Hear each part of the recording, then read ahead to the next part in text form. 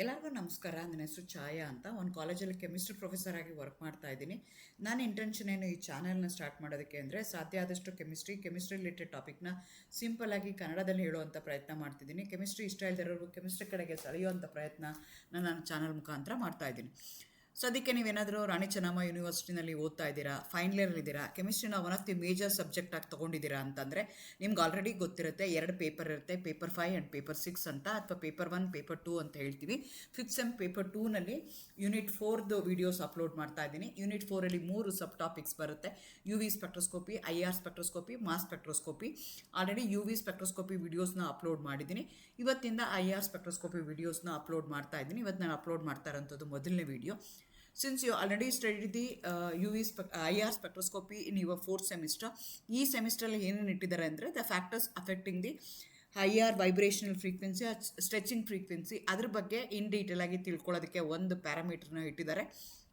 So ಅದನ್ನು explain ಮಾಡೋಕ್ಕೆ I am going to take the help of the Hooke's law ತೊಗೊಳ್ತೀನಿ. Hooke's law ಏನು ಹೇಳುತ್ತೆ ಅಂದರೆ, vibrational frequency is equal to 1/2π√k/μ ಅಂತ ಹೇಳುತ್ತೆ. Where k is called as a force constant, mu is called as the reduced mass ಅಂತ.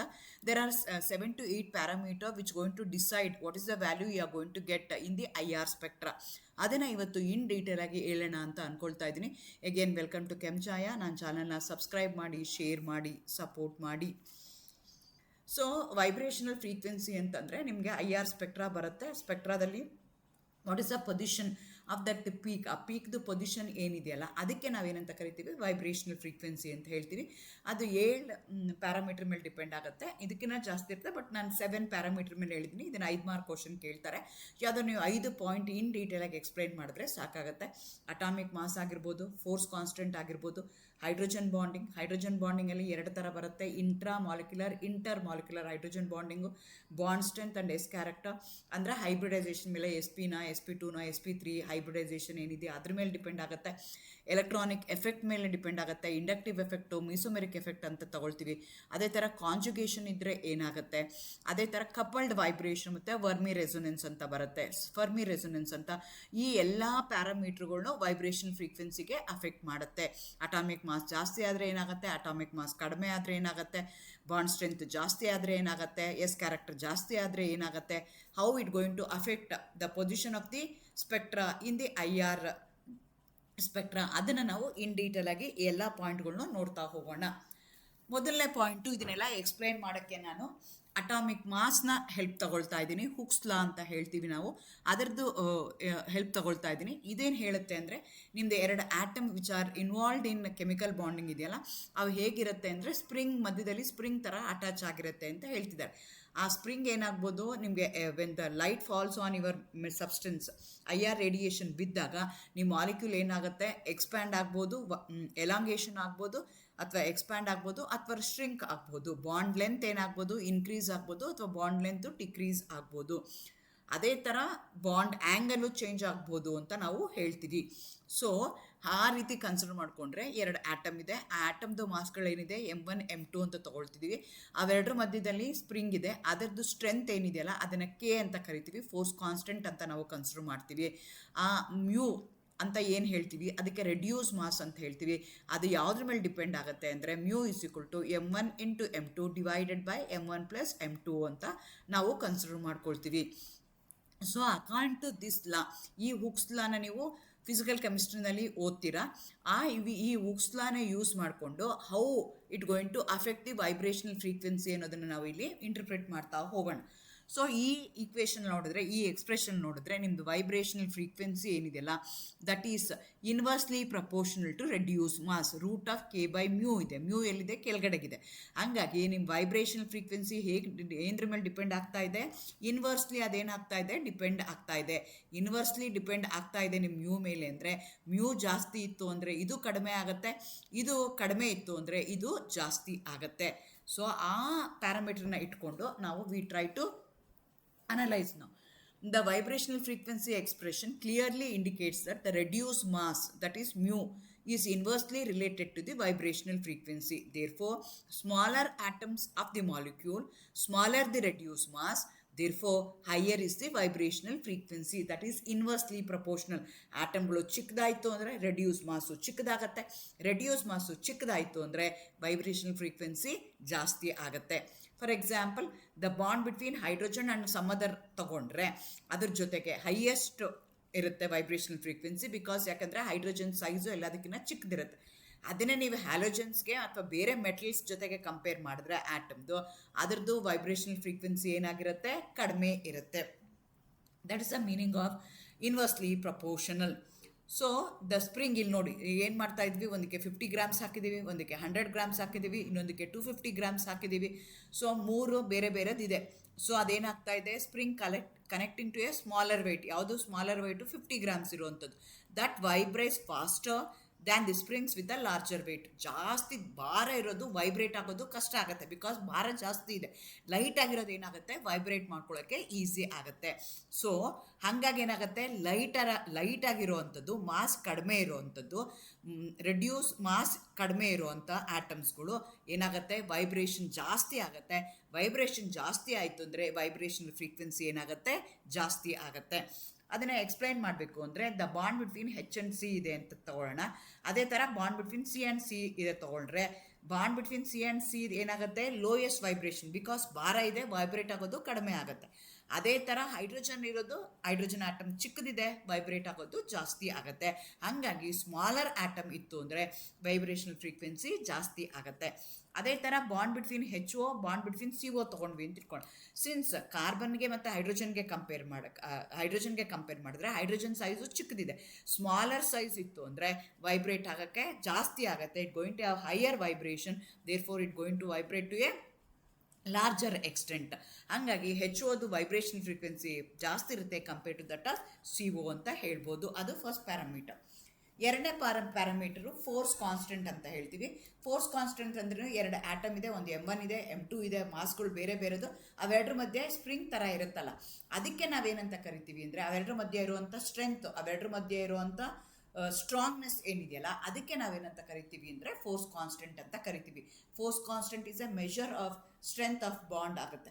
As per the expression, force constant is directly proportional to vibrational frequency. According to Hooke's law ತೊಗೊಂಡ್ರೆ mu is directly proportional to F ಅಂತ ತೊಗೋತಾರೆ. ಕೆಲವೊಂದು ಕಡೆಗೆ K ಅಂತ consider ಮಾಡ್ತಾರೆ, ಕೆಲವು ಬುಕ್ಸಲ್ಲಿ F mention ಮಾಡಿದರೆ, ಕೆಲವು ಬುಕ್ಕಲ್ಲಿ ಕೆ ಮೆನ್ಷನ್ ಮಾಡಿದರೆ, ಕೆ ಆಗಿರ್ಬೋದು, ಎಫ್ ಆಗಿರ್ಬೋದು. ಅದಕ್ಕೆ ನಾವೇನಂತ ಕರಿತೀವಿ, ಫೋರ್ಸ್ ಕಾನ್ಸ್ಟೆಂಟ್ ಅಂತ ಕರಿತೀವಿ. ಬಾಂಡ್ ಸ್ಟ್ರೆಂತ್ ಸ್ಟ್ರಾಂಗ್ ಆಗಿತ್ತು ಅಂತ ಇಟ್ಕೊಂಡ, ಬಾಂಡ್ ಸ್ಟ್ರೆಂತ್ ಜಾಸ್ತಿ ಇತ್ತು ಅಂದರೆ ವೈಬ್ರೇಷನಲ್ ಫ್ರೀಕ್ವೆನ್ಸಿನೂ ಜಾಸ್ತಿ ಆಗುತ್ತೆ. ಇದಲ್ದೆಲ್ಲ it also depends on bond order. ನೀವು ಬಾಂಡ್ ಆರ್ಡರ್ನ ಮಾಲಿಕ್ಯುಲರ್ ಆರ್ಬಿಟಲ್ ಥಿಯರಿ ಮಾಡಿದಾಗ bond order is equal to half of number of bonded electrons minus non bonded ಅಥವಾ ಆ್ಯಂಟಿ ಬಾಂಡೆಡ್ ಎಲೆಕ್ಟ್ರಾನ್ಸ್, ಅದರ ಮೇಲೆ ನೀವು ಕ್ಯಾಲ್ಕುಲೇಟ್ ಮಾಡಿರ್ತೀರ. Higher the bond order, higher the bond strength. ಹಂಗಾಗಿ ಏನಾಗುತ್ತೆ, ಬಾಂಡ್ ಆರ್ಡ್ರ್ ಜಾಸ್ತಿ ಆದ್ರೂ ಸ್ಟ್ರೆಂತ್ ಜಾಸ್ತಿ ಆಗುತ್ತೆ. ಸ್ಟ್ರೆಂತ್ ಜಾಸ್ತಿ ಆಯಿತು ಅಂದರೆ ವೈಬ್ರೇಷನಲ್ ಫ್ರೀಕ್ವೆನ್ಸಿ ಜಾಸ್ತಿ ಆಗುತ್ತೆ. ಮಲ್ಟಿಪಲ್ ಬಾಂಡ್ಸ್, ಟ್ರಿಪಲ್ ಬಾಂಡ್ ಇತ್ತು ಅಂತ ಇಟ್ಕೊಂಡು, ಬಾಂಡ್ ಸ್ಟ್ರೆಂತ್ ಏನಾಗುತ್ತೆ, ಮ್ಯಾಕ್ಸಿಮಮ್ ಇರುತ್ತೆ. ಹಂಗಾಗಿ ಏನಾಗುತ್ತೆ, that going to have a higher force constant, that going to have the higher vibrational frequency compared to that of a double bonded or a single bonded. ಅದನ್ನು example ನೋಡೋದಾದರೆ, C single bond ತಗೊಂಡ್ರೆ 1100 centimetre inverse ಆಗುತ್ತೆ. C double bond C ತೊಗೊಂಡ್ರೆ 1650 centimetre inverse ಆಗುತ್ತೆ. Triple bond ತೊಗೊಂಡ್ರೆ 2100 centimetre inverse ಆಗುತ್ತೆ. So stronger bond ಯಾವುದ್ರಲ್ಲಿದೆ, triple ಬಾಂಡಲ್ಲಿದೆ. ಸ್ಟ್ರಾಂಗ್ ಆಯಿತು ಅಂದರೆ ಫೋರ್ಸ್ ಕಾನ್ಸ್ಟೆಂಟ್ ಜಾಸ್ತಿ ಆಗುತ್ತೆ. ಫೋರ್ಸ್ ಕಾನ್ಸ್ಟೆಂಟ್ ಜಾಸ್ತಿ ಆಯಿತು ಅಂದರೆ ವೈಬ್ರೇಷನಲ್ ಫ್ರೀಕ್ವೆನ್ಸಿನೂ ಜಾಸ್ತಿ ಆಗುತ್ತೆ. ಟೈಪ್ ಆಫ್ ದಿ ಬಾಂಡ್ ಯಾವ ಥರ ಇದೆ ನೋಡಿ. ಶಾರ್ಟರ್ ಬಾಂಡ್ಸ್, ನನ್ನೀಗ 50 kg ಇದೆ, 100 kg ಇದೆ, 250 ಗ್ರಾಮ್ಸ್ ಇದೆ. 50 gram, 100 gram, 250 gram. So shorter springs vibrate faster than long and shorter springs. ಹಾಗಾಗಿ ಏನಾಗುತ್ತೆ, ವೈಬ್ರೇಟ್ ಆಗೋಕ್ಕೆ ಈಸಿ ಆಗುತ್ತೆ. Triple bond, the vibrational frequency is increasing with increasing force constant, increasing with a bond strength, decreasing with atomic mass. Again ಇದನ್ನು ನೀವು consider ಮಾಡಬೇಕಾದ್ರೆ, ಬಾಂಡ್ನ consider ಮಾಡಬೇಕಾದ್ರೆ, not all the covalent bond display the bonds in IR spectra. ಎಲ್ಲ covalent ಬಾಂಡ್ನು display ಆಗಲ್ಲ. ಅದಕ್ಕೆ condition ಏನಾಗಿರಬೇಕು ಅಂದರೆ, they have to be IR active. IR active ಅಂದರೆ they should have dipole moment, change in dipole moment ಇರಬೇಕು. Only the polar bonds are IR active ಅಂತ ಕರಿತೀವಿ. ಎಗೇನ್ ಸ್ಟ್ರಾಂಗ್ ಪೋಲಾರ್ ಬಾಂಡ್ಸ್ ಏನಾದರೂ ಇತ್ತು ಅಂತಂದರೆ, ಸ್ಟ್ರಾಂಗ್ ಬಾಂಡ್ಸ್ ಇತ್ತು ಅಂತ ಇಟ್ಕೊಂಡೆ, for example as in the case of carbonyl compound strong ಆಗಿ ನನಗೆ ಪೀಕ್ ಬರುತ್ತೆ. ಅದೇ ಥರ C ಟ್ರಿಪಲ್ ಬಾಂಡ್ಗೆ ನನಗೆ ಮೀಡಿಯಮ್ ಆಗುತ್ತೆ, CH ಟ್ರಿಪಲ್ ಬಾಂಡ್ CH3ಗೆ ಏನಾಗುತ್ತೆ, ವೀಕ್ ಆಗುತ್ತೆ. ಸಿಮೆಟ್ರಿಕಲ್ ಮಾಲಿಕ್ಯೂಲ್ನ ತೊಗೊಂಡ್ರೆ ವೀಕರ್ ಆಗುತ್ತೆ, ನಿಮಗೆ ನಾನ್ ಅಬ್ಸರ್ವಬಲ್, ಆ ಪೀಕೆ ನಿಮಗೆ ಕಾಣಿಸ್ಕೊಳ್ಳೋದಿಲ್ಲ. ಸೊ ಹಾಗಾಗಿ ಸ್ಟ್ರಾಂಗ್ ಬಾಂಡ್ಸ್ ಮಾತ್ರನೇ ವೈಬ್ರೇಷನಲ್ ಫ್ರೀಕ್ವೆನ್ಸಿ ಅಥವಾ ನಿಮಗೆ ಆ ಪೀಕು ನಿಮಗೆ ಕಾಣಿಸ್ಕೊಳ್ತಾ ಹೋಗುತ್ತೆ. ಇದು ಎರಡನೇ parameter which going to affect the vibrational frequency. ಮೂರನೇ ಪ್ಯಾರಾಮೀಟರ್ಗೆ ಬಂದರೆ ಹೈಡ್ರೋಜನ್ ಬಾಂಡಿಂಗ್ ಅಂತ ಹೇಳ್ತೀವಿ. ಹೈಡ್ರೋಜನ್ ಬಾಂಡಿಂಗಲ್ಲಿ ಎರಡು ಥರ ಹೈಡ್ರೋಜನ್ ಬಾಂಡಿಂಗ್ ಇದೆ. ಒಂದಕ್ಕೆ ಏನಂತ ಕರಿತೀವಿ ನಾವು, ಇಂಟ್ರಾ ಮಾಲಿಕ್ಯುಲರ್ ಅಂತ ಕರಿತೀವಿ, ಇನ್ನೊಂದಕ್ಕೆ ಇಂಟರ್ ಮಾಲಿಕ್ಯುಲರ್ ಅಂತ ಕನ್ಸಿಡರ್ ಮಾಡ್ತೀವಿ. Hydrogen is attach to 2 electronegative atoms, usually in a linear fashion and not symmetrically. So ನಿಮ್ಗೆ ಹೈಡ್ರೋಜನ್ ಬಾಂಡಿಂಗ್ ಯಾವ ರೀತಿ ಆಗುತ್ತೆ ಅಂತ ಗೊತ್ತಿರುತ್ತೆ. ಹೈಡ್ರೋಜನ್ ಬಾಂಡಿಂಗ್ ಯಾವಾಗ ಆಗುತ್ತೆ, ಹೈಡ್ರೋಜನ್ ಇರಬೇಕು, hydrogen should be attached to a covalently bonded with a highly electronegative atom. That hydrogen should be linked to the other molecule with a highly electronegative atom with a smaller size ಇರುವಂಥದ್ದು ಇರಬೇಕಾಗುತ್ತೆ. Hydrogen attached to 2 very electronegative atom, usually in a linear fashion but not symmetrically. Covalent bond ಚಿಕ್ಕದಿರುತ್ತೆ, hydrogen bond length ದೊಡ್ಡದಿರುತ್ತೆ. Dotted ಲೈನಲ್ಲಿ ಏನು ಇಟ್ಟಿದ್ದೀನಲ್ಲ ನಾನು, ಅದು hydrogen bonding ಆಗಿದೆ. ಸಿಂಗಲ್ ಬರ್ದಿರೋವಂಥದ್ದು ಕೋವೆಲೆಂಟ್ ಬಾಂಡ್ ಇದೆ. ಕೋವೆಲೆಂಟ್ ಬಾಂಡು ಏನಾಗಿರುತ್ತೆ, ಶಾರ್ಟರ್ ಆಗಿರುತ್ತೆ, ಆದರೆ ಹೈಡ್ರೋಜನ್ ಬಾಂಡಿಂಗು ಲೆಂದಿಯರ್ ಆಗಿರುತ್ತೆ. S orbital of the proton can effectively overlap with the P orbital of an acceptor group. The S orbital of the hydrogen can effectively overlap with the P orbital of an acceptor electronegative atom. Therefore, hydrogen bonding weakens the covalent bond, reduces the vibrational frequency, and IR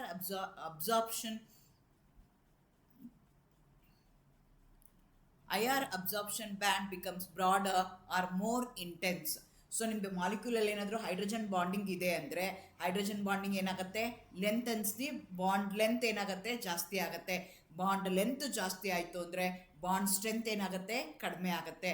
bond strength ಕಡಿಮೆ ಆಯಿತು, force constant ಕಡಿಮೆ ಆಗುತ್ತೆ.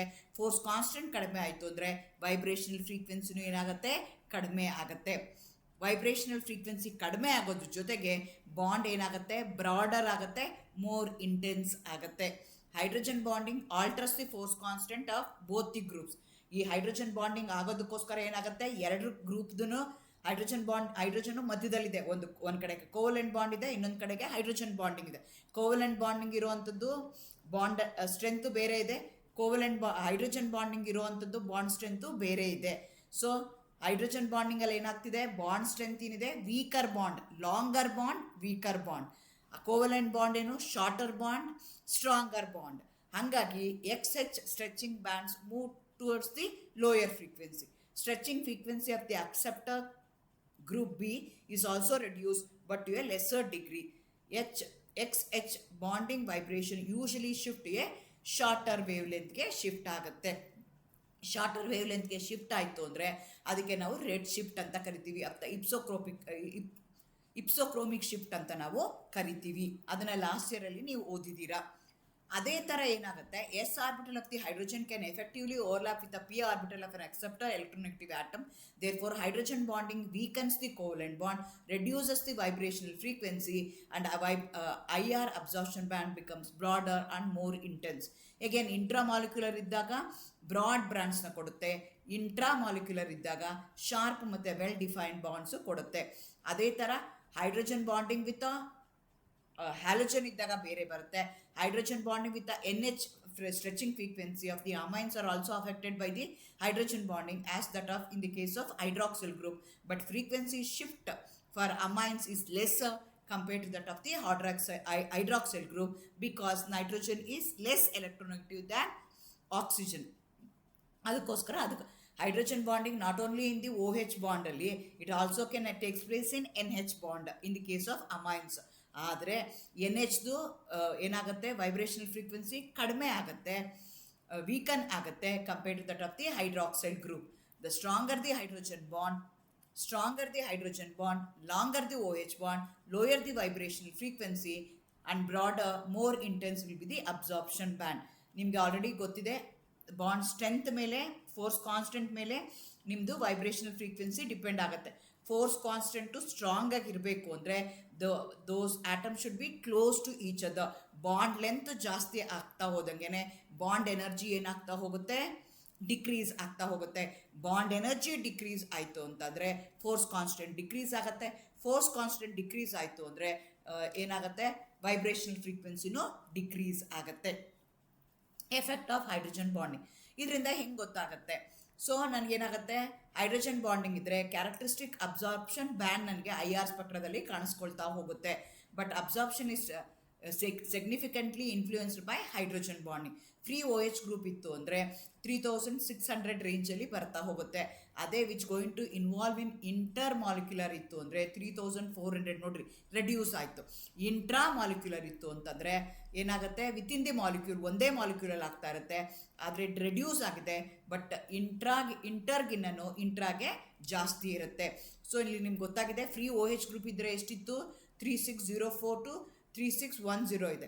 ಅದೇ ಐದರ್ intra ಆಗಿರ್ಬೋದು, inter molecular ಆಯಿತು ಅಂದರೆ 3400 to 3200 centimetre ಇನ್ವರ್ಸ್ಗೆ reduce ಆಗುತ್ತೆ. ಯಾಕೆ ರೆಡ್ಯೂಸ್ ಆಯಿತು ಅಂದರೆ ನಿಮಗೆ ಏನಾಯಿತು, ಹೈಡ್ರೋಜನ್ ಬಾಂಡಿಂಗ್ ಇನ್ವಾಲ್ವ್ ಆಯಿತು ಅಂದರೆ ಬಾಂಡ್ ಲೆಂತ್ ಇನ್ಕ್ರೀಸ್ ಆಯಿತು. ಬಾಂಡ್ ಲೆಂತ್ ಇನ್ಕ್ರೀಸ್ ಆಯಿತು ಅಂದರೆ ಬಾಂಡ್ ಸ್ಟ್ರೆಂತ್ ಡಿಕ್ರೀಸ್ ಆಯಿತು. ಬಾಂಡ್ ಸ್ಟ್ರೆಂತ್ ಡಿಕ್ರೀಸ್ ಆಯಿತು ಅಂದರೆ ಫೋರ್ಸ್ ಕಾನ್ಸ್ಟೆಂಟ್ ಡಿಕ್ರೀಸ್ ಆಯಿತು. Force constant is directly proportional to vibrational frequency. ಹಾಗಾಗಿ ಏನಾಗುತ್ತೆ ಅಂತಂದರೆ ನಿಮ್ಮದು ವೈಬ್ರೇಷನಲ್ ಫ್ರೀಕ್ವೆನ್ಸಿ ಡಿಕ್ರೀಸ್ ಆಗುತ್ತೆ. ಅದೇ ಥರ ಅಮೈನ್ಸನ್ನು ನೀವು ಕನ್ಸಿಡರ್ ಮಾಡಿಕೊಂಡ್ರೆ NH stretching frequencies, the amines are also affected by the hydrogen bonding as that of the hydroxyl group, but frequency shift for amines is lesser than that of the carboxyl hydroxyl ಗ್ರೂಪ್ಗಿನ್ನೂ ಕಡಿಮೆ ಇರುತ್ತೆ. Because nitrogen is less electronegative than oxygen. ಆ ರೀತಿಯಾಗಿ ನೀವು ಕಂಡಿಡ್ಕೋಬೋದು. ನೋಡ್ಕೊಳ್ಳಿ ಹೇಗೆ ಆಗಿರುತ್ತೆ ಅಂತ, ಯಾವ್ಯಾವ ರೇಂಜಲ್ಲಿ ಬರುತ್ತೆ ಅಂತ ನೋಡ್ರಿ.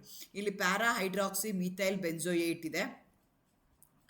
ಸೊ ಅದೇನಾಗ್ತಾ ಇದೆ, 1740 to 1780 ಸೆಂಟಿಮೀಟರ್ಸ್ ಬರ್ತಾ ಇದೆ. But that going to involve in hydrogen bonding. ಅದೇನಾದರೂ ಆರ್ಥೋ ಪೊಸಿಷನ್, ಇಲ್ಲಿ ಪ್ಯಾರಾ ಇದೆ, ಇದೇನಾದರೂ ಆರ್ಥೋ ಪೊಸಿಷನ್ಗೆ ಬಂದರೆ ಅದೇನಾಗುತ್ತೆ, ಇಂಟ್ರಾ ಮಾಲಿಕ್ಯುಲರ್ ಹೈಡ್ರೋಜನ್ ಬಾಂಡಿಂಗ್ ಆಗುತ್ತೆ. ಆವಾಗ ಸ್ಟ್ರೆಚಿಂಗ್ ಏನಾಗುತ್ತೆ, 1680 ಸೆಂಟಿಮೀಟರ್ಸ್ಗೆ ಡಿಕ್ರೀಸ್ ಆಯಿತು. ಇದೇ ಮಾಲಿಕ್ಯೂಲ್ ಏನಾಗ್ಬೋದು, ಇಂಟರ್ ಮಾಲಿಕ್ಯುಲರ್ ಆಗ್ಬೋದು, ಅವಾಗೂ ಸ್ಟ್ರೆಚಿಂಗ್ ಕಡಿಮೆ ಆಗುತ್ತೆ. ಬಟ್ ಇಂಟ್ರಾಗೆ ಗಿನ್ನೂ ಅದು ಜಾಸ್ತಿ ಇರುತ್ತೆ, 1710 centimetre. So intramolecular hydrogen bonding ಇರ್ಬೋದು, ಇಂಟರ್ ಮಾಲಿಕ್ಯುಲರ್ ಹೈಡ್ರೋಜನ್ ಬಾಂಡಿಂಗ್ ಇರ್ಬೋದು, ವೈಬ್ರೇಷನಲ್ ಫ್ರೀಕ್ವೆನ್ಸಿ ಏನಾಗುತ್ತೆ, ರೆಡ್ಯೂಸ್ ಆಗುತ್ತೆ. ಆದರೆ ಇಂಟ್ರಾ ಮಾಲಿಕ್ಯುಲರ್ಗೆ ಜಾಸ್ತಿ ಆಗುತ್ತೆ compared to that of intermolecular hydrogen bonding. So hydrogen bonding also going to affect the vibrational frequency. Next bond strength ಅಥವಾ S ಕ್ಯಾರೆಕ್ಟರ್ ಅಂತ ನಾವು ಕನ್ಸಿಡರ್ ಮಾಡ್ತೀವಿ. The percentage of S character decides the bond strength affect the vibrational so S character ಯಾವ ಥರ ಇದೆ ಅಂತ, again here also it depends upon bond length, bond strength, ಅದ್ರ ಮೇಲೇ ಡಿಪೆಂಡ್ ಆಗ್ತಾ ಇದೆ. ಈಗ sp3 ಇದ್ದರೆ S ಕ್ಯಾರೆಕ್ಟರ್ ಎಷ್ಟಿರುತ್ತೆ, 25% ಇರುತ್ತೆ. sp2 ಇದ್ದರೆ S ಕ್ಯಾರೆಕ್ಟರ್ ಎಷ್ಟಿರುತ್ತೆ, 33% ಇರುತ್ತೆ. sp ಇತ್ತು ಅಂದರೆ 50% ಇರುತ್ತೆ. sp3 ಇತ್ತು ಅಂದರೆ ಸಿಂಗಲ್ ಬಾಂಡ್ ಇರುತ್ತೆ. sp2 ಅಂದರೆ ಡಬಲ್ ಬಾಂಡ್ ಇರುತ್ತೆ. sp ಅಂದರೆ ಟ್ರಿಪಲ್ ಬಾಂಡ್ ಇರುತ್ತೆ. ಟ್ರಿಪಲ್ ಬಾಂಡ್ ಇತ್ತು ಅಂದರೆ ಏನಾಗುತ್ತೆ, ಸ್ಟ್ರೆಂತ್ ಜಾಸ್ತಿ ಆಗುತ್ತೆ, ಬಾಂಡ್ ಸ್ಟ್ರೆಂತ್ ಜಾಸ್ತಿ ಆಗುತ್ತೆ. ಬಾಂಡ್ ಸ್ಟ್ರೆಂತ್ ಜಾಸ್ತಿ ಆಯಿತು ಅಂದರೆ ಫೋರ್ಸ್ ಕಾನ್ಸ್ಟೆಂಟ್ ಜಾಸ್ತಿ ಆಗುತ್ತೆ. ಫೋರ್ಸ್ ಕಾನ್ಸ್ಟೆಂಟ್ ಜಾಸ್ತಿ ಆಯಿತು ಅಂದರೆ ವೈಬ್ರೇಷನಲ್ ಫ್ರೀಕ್ವೆನ್ಸಿ ಡೈರೆಕ್ಟ್ಲಿ ಪ್ರಪೋರ್ಷನಲ್ ಇದೆ, ಹಾಗಾಗಿ ಜಾಸ್ತಿ ಆಗುತ್ತೆ.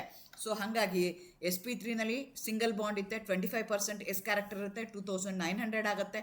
sp2ನಲ್ಲಿ S ಕ್ಯಾರೆಕ್ಟರ್ ಇನ್ಕ್ರೀಸ್ ಆಗುತ್ತೆ, 33.3% ಬರುತ್ತೆ, 3000 ಆಗುತ್ತೆ. sp ನಲ್ಲಿ 50% ಆಗುತ್ತೆ, 3300 ವೈಬ್ರೇಷನಲ್ ಇನ್ ಸೆಂಟಿಮೀಟರ್ ಇನ್ವರ್ಸಲ್ಲಿ ಬರುತ್ತೆ.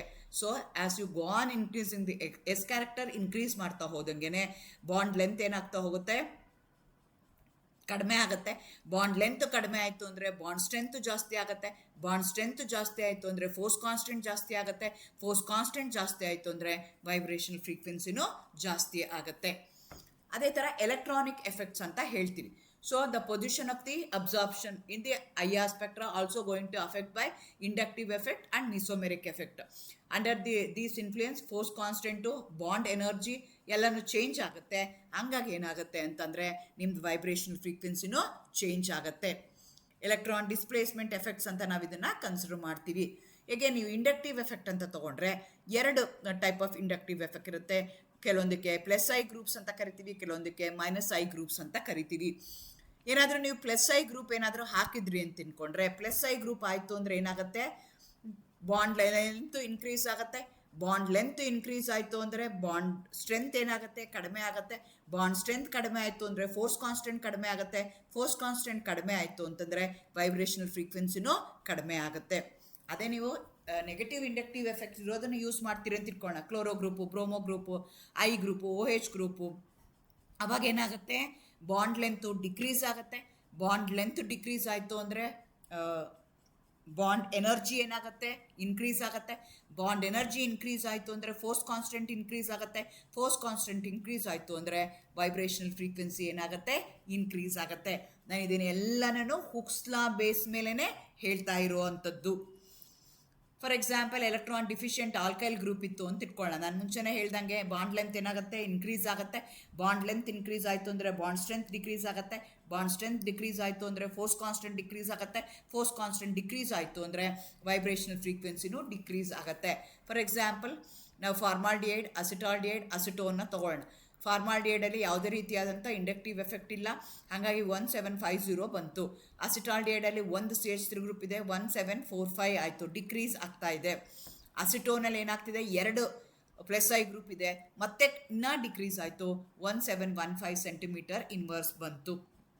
ಅದೇ ಥರ ನೆಗೆಟಿವ್ ಗ್ರೂಪ್ ಇರೋವಂಥದ್ದು ತೊಗೊಳ್ಳೋದಾದರೆ ಅಸಿಟೋನ್ಗೆ ತೊಗೊಳ್ಳೋಣ, ಅಲ್ಲಿ 1715 ಬಂತು. ಅದರಲ್ಲಿ ಏನು ಮಾಡ್ತೀನಿ, ಒಂದು ಹೈಡ್ರೋಜನ್ನ ರಿಮೂವ್ ಮಾಡಿ ಕ್ಲೋರೋ ಗ್ರೂಪ್ ಹಾಕ್ತೀನಿ. ಕ್ಲೋರೋ ಅಸಿಟೋನ್ ತೊಗೊಳ್ತೀನಿ, 1750 ಏನಾಯಿತು, ಇನ್ಕ್ರೀಸ್ ಆಯಿತು.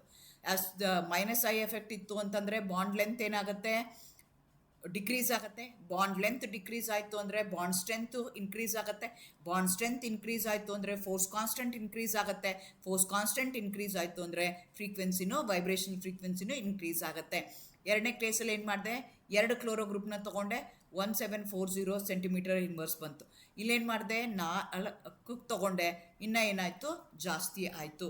ಈ ರೀತಿಯಾಗಿ ನನಗೆ ಏನಾಗುತ್ತೆ, ಇಂಡಕ್ಟಿವ್ ಎಫೆಕ್ಟ್ ಗ್ರೂಪ್ಗಳು ಇದ್ರೂ it going to affect the strength, it going to affect the bond length. Bond length affect ಆಯಿತು ಅಂತಂದರೆ ಫೋರ್ಸ್ ಕಾನ್ಸ್ಟೆಂಟ್ ಅಫೆಕ್ಟ್ ಆಗುತ್ತೆ. ಫೋರ್ಸ್ ಕಾನ್ಸ್ಟೆಂಟ್ ಅಫೆಕ್ಟ್ ಆಯಿತು ಅಂದರೆ ನಮ್ಮ ವೈಬ್ರೇಷನಲ್ ಫ್ರೀಕ್ವೆನ್ಸಿನೂ ಅಫೆಕ್ಟ್ ಆಗುತ್ತೆ.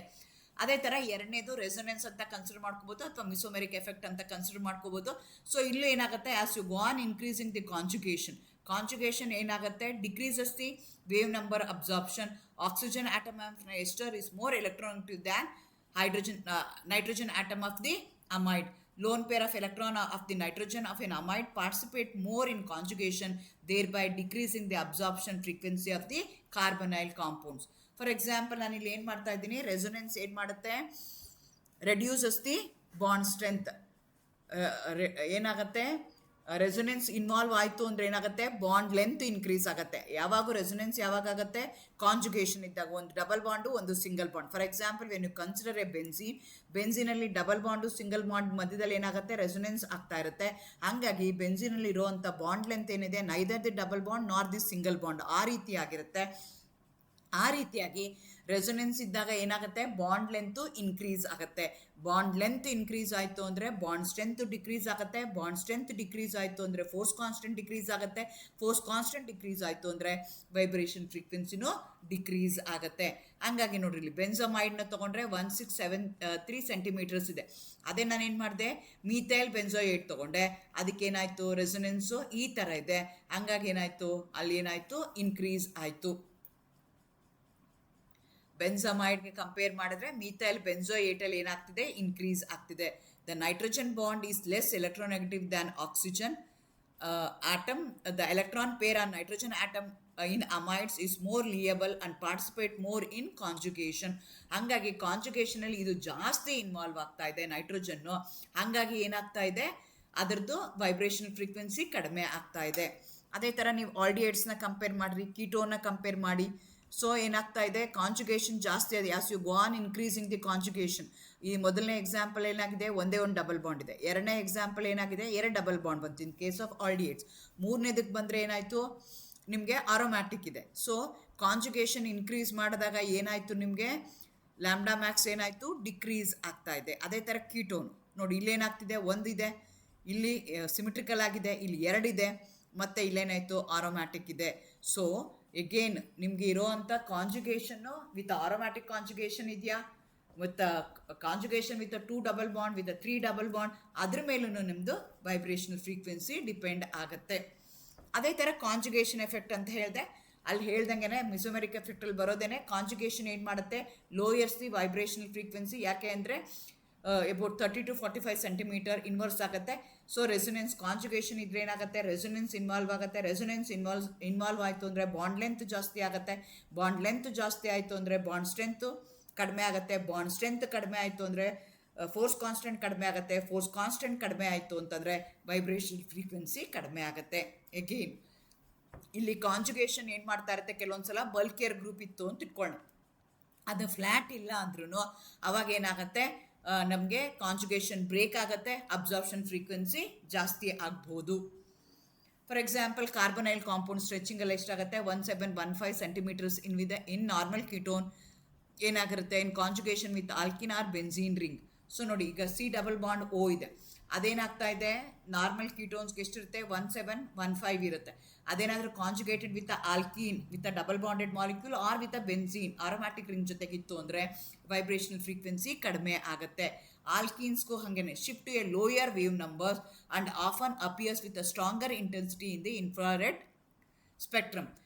ಎಕ್ಸ್ಟೆಂಡೆಡ್ ಕಾಂಜುಗೇಷನ್ ಏನಾದರೂ ಇತ್ತು ಅಂತಂದರೆ adding more alternating double bonds further changes the electron sharing through the incremental drop in frequency gets smaller with each extra double bond. As you go on increasing the conjugation increase ಮಾಡ್ತಂಗೆ vibrational frequency ಏನಾಗ್ತಾ ಹೋಗುತ್ತೆ, ಕಡಿಮೆ ಆಗ್ತಾ ಹೋಗುತ್ತೆ. Conjugation with a double bond with an aromatic ring delocalizes the electron density, weakens the C double bond O bond and lowers the vibrational frequency. ಈ ರೀತಿಯಾಗಿ ಈ parameters ಇದೆ. ಇನ್ನೂ 2 ಪ್ಯಾರಾಮೀಟರ್ಗಳಿದೆ, ಅದು ಇಲ್ಲಿ ಮಾಡೋಕ್ಕೋದ್ರೆ ತುಂಬ ಲೆಂದಿ ಆಗುತ್ತೆ. ಹಾಗಾಗಿ ಅದನ್ನು ಇನ್ನೊಂದು ಪ್ಯಾರಾಮೀಟ್ರಲ್ಲಿ ನಾನು ಎಕ್ಸ್ಪ್ಲೈನ್ ಮಾಡ್ತೀನಿ. All the best, thank you. So these are the different parameter. Atomic mass ಆಗಿರ್ಬೋದು, ರೆಡ್ಯೂಸ್ ಮಾಸ್ ಆಗಿರ್ಬೋದು, ಇಲ್ಲ ಅಂತಂದರೆ ಫೋರ್ಸ್ ಕಾನ್ಸ್ಟೆಂಟ್ ಆಗಿರ್ಬೋದು, ಬಾಂಡ್ ಸ್ಟ್ರೆಂತ್ ಆಗಿರ್ಬೋದು, ಎಸ್ ಕ್ಯಾರೆಕ್ಟರ್ ಆಗಿರ್ಬೋದು, ಹೈಡ್ರೋಜನ್ ಬಾಂಡಿಂಗ್ ಆಗಿರ್ಬೋದು, ಇಂಡಕ್ಟಿವ್ ಎಫೆಕ್ಟ್ ಆಗಿರ್ಬೋದು, resonance effect, mesomeric effect, conjugation, ಇದೆಲ್ಲ ಇದ್ದರೆ ಏನಾಗ್ತಾ ಹೋಗುತ್ತೆ, ನಿಮ್ಮ ವೈಬ್ರೇಷನಲ್ ಫ್ರೀಕ್ವೆನ್ಸಿ ವೇರಿ ಆಗ್ತಾ ಹೋಗುತ್ತೆ. ಅದನ್ನು ಈ ವಿಡಿಯೋದಲ್ಲಿ ಇನ್ ಡೀಟೇಲ್ ಆಗಿ ನಾನು ಎಕ್ಸ್ಪ್ಲೈನ್ ಮಾಡಿದ್ದೀನಿ ಅಂತ ಅಂದ್ಕೊಳ್ತೀನಿ. If you have any questions, if you have any queries, you can ask me. All the best, thank you, good luck.